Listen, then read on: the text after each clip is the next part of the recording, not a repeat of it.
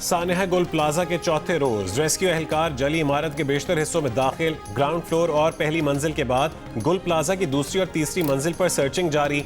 COO rescue का कहना है कि दोनों मंजिलों से अब तक कोई लाश नहीं मिली। स्टाफ की सेफ्टी और इमारत की हालत को देखते हुए सर्चिंग का काम जारी है। इससे पहले रात पहले फ्लोर पर कायम मस्जिद क्लियर की गई। मस्जिद में कोई शख्स नहीं मिला। DC के मुताबिक उन हिस्सों को क्लियर किया गया जहां तक रसाई मुमकिन थी। लापता शहरियों के अहलखाना का रेस्क्यू ऑपरेशन तेज करने का मुतालबा।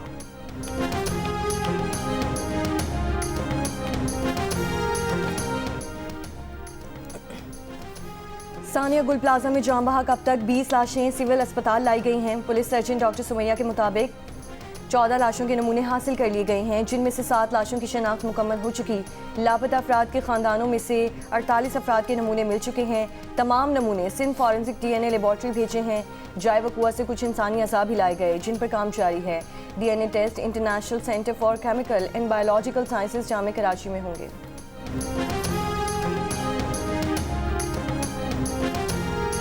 मैंने यहाँ फर्स्ट फ्लोर से सेकंड जंप मारी है।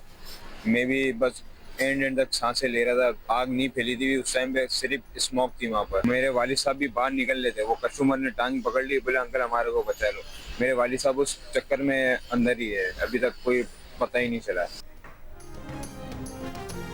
गुल प्लाजा की आग में लापता अफराद में मजीद 12 का इजाफा, तादाद 83 हो गई। डिप्टी कमिश्नर साउथ ऑफिस में फहरिस्त आवेजा कर दी गई। लापता अफराद में से 7 वो हो सकते हैं जिनकी लाशें मिल गईं लेकिन अब तक शनाख्त नहीं हो सकी। गुल प्लाजा की छत से क्रेन की मदद से 7 गाड़ियां उतार ली गईं। 2 गाड़ियां महफूज हालत में मालिकान के हवाले कर दी गईं।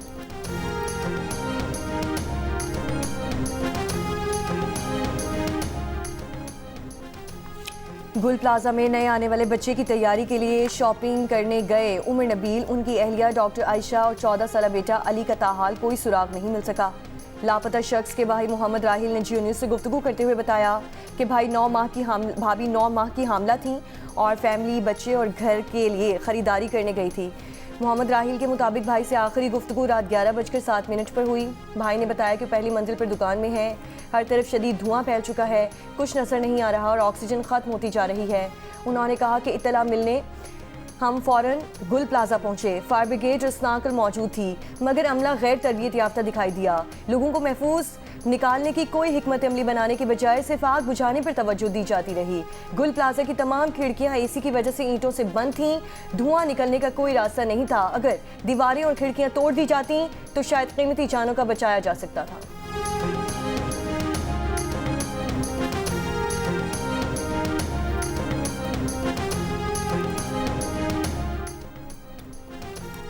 गुल प्लाजा में लगने वाली आग तीसरे दर्जे की थी। रेस्क्यू रिस्पांस बर वक्त था, कोई ताख़ीर नहीं हुई। रेस्क्यू 1122 के पास तमाम आलात मौजूद थे। रेस्क्यू 1122 के chief operating officer doctor Abid Jalaluddin की प्रोग्राम जियो पाकिस्तान में गुफ्तगू। कहा कि गुल प्लाजा की दूसरी और तीसरी मंजिल पर सर्च ऑपरेशन जारी है। तीसरे फ्लोर से अभी तक कोई डेड बॉडी नहीं मिली। किसी भी इमारत में फायर अलार्म, फायर एग्जिट और स्प्रिंकलर सिस्टम का होना जरूरी है।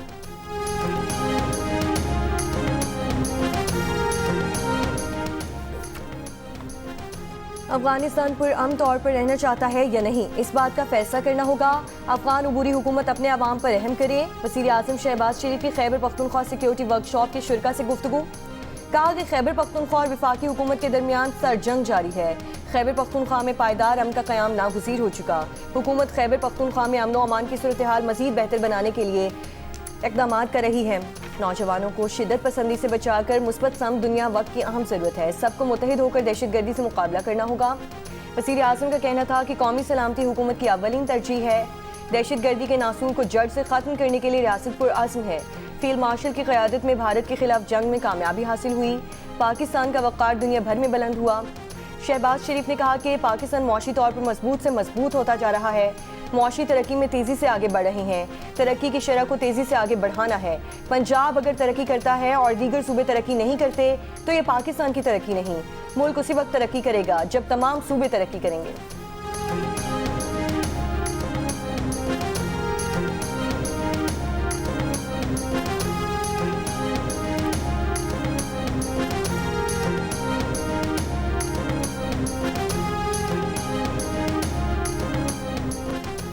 पाकिस्तान और इस्लामी तरक्याती बैंक के माबैन 60 करोड़ 30 लाख डॉलर के 3 कर्ज मुआहदों पर दस्तखत। इस्लामी तरक्याती बैंक सक्खरता हैदराबाद मोटरवे मंसूबे के लिए 47 करोड़ 50 लाख डॉलर की माली मुआवनत करेगा। M6 सक्खरता हैदराबाद मोटरवे मुजव्वज़ा पेशावर तक कराची मोटरवे का अहम हिस्सा है। इंतहाई गरीब और सैलाब मुतासर घरानों को गुर्बत से निकालने का प्रोग्राम शुरू करने का भी मुआहदा। प्रोग्राम का मकसद गरीब खानदानों को पायदार रोजगार, मुआशी खुद मुख्तारी फराहम करना है।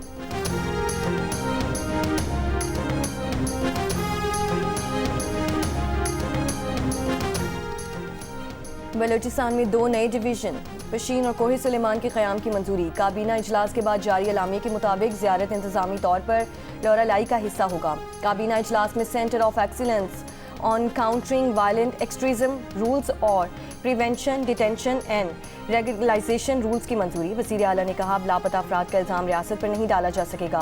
काबीना का महकमा मजहबी उमूर को ख़त्म करने का फैसला।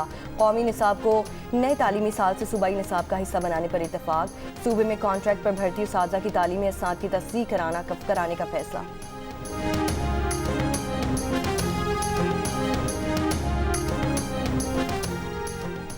अफगानिस्तान के दारुल हुकूमत काबुल में चीनी रेस्टोरेंट में धमाके की जिम्मेदारी दाइश ने कबूल कर ली। धमाके में 7 अफराद हलाक, 20 जख्मी हुए। हलाक होने वालों में 1 चीनी निजात मुस्लिम शहरी और 6 अफगान शहरी शामिल हैं। चीनी मुस्लिम शहरी अब्दुल माजिद चीन के इलाके सिंकियांग का रिहायशी था। धमाका चीनी रेस्टोरेंट के किचन के नज़दीक हुआ। चीनी रेस्टोरेंट चीनी निजात मुस्लिम शहरी अब्दुल माजिद और अफगान शहरी अब्दुल जब्बार मिलकर चलाते थे।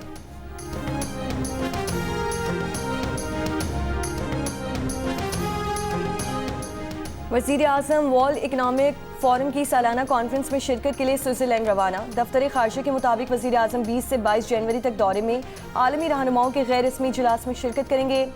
पाकिस्तान से मुतालिक आला सतह बिजनेस राउंड टेबल की सदारत करेंगे। आलमी रहनुमाओं और बिजनेस एग्जेक्टिव से भी मुलाकातें मुतवक्किल।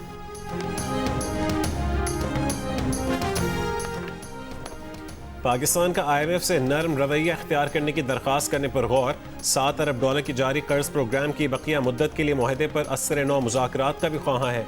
वज़ीर आज़म शहबाज शरीफ की डेवोस में आलमी मालियाती फ़ंड की मैनेजिंग डायरेक्टर से मुलाकात होगी। पाकिस्तान IMF की आला इंतज़ामिया से आइंदा बजट के लिए मालियाती फ्रेमवर्क को हतमी शक्ल देने में नरमी के लिए हिमायत हासिल करना चाहता है।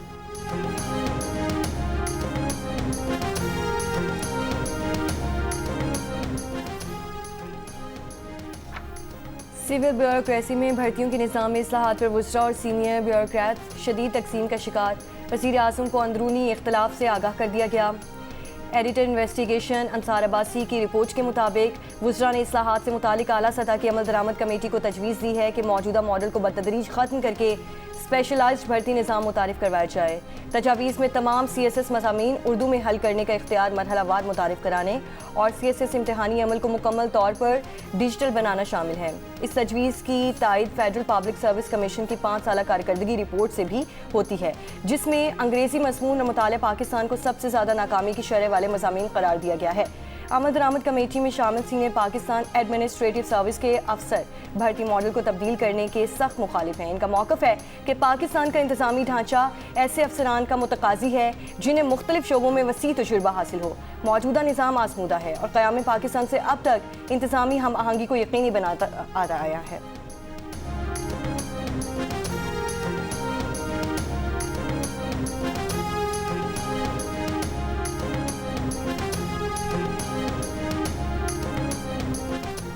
अपोजिशन लीडर महमूद खान अचकजई ने कहा है कि मुल्क मुश्किल हालात से गुजर रहा है, मुजाहिरों और अवामी तहरीकों का मुतहम्मिल नहीं हो सकता।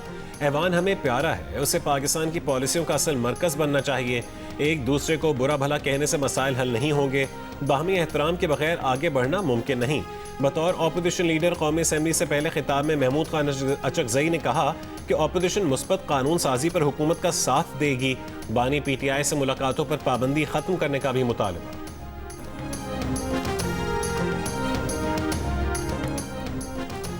हमारी तरजीहात बिल्कुल वाज़ेह हैं। हम हर सूरत दहशतगर्दी का खात्मा करेंगे। बलूचिस्तान के मसाइल हल करना हमारी अव्वलीन तरजीह है।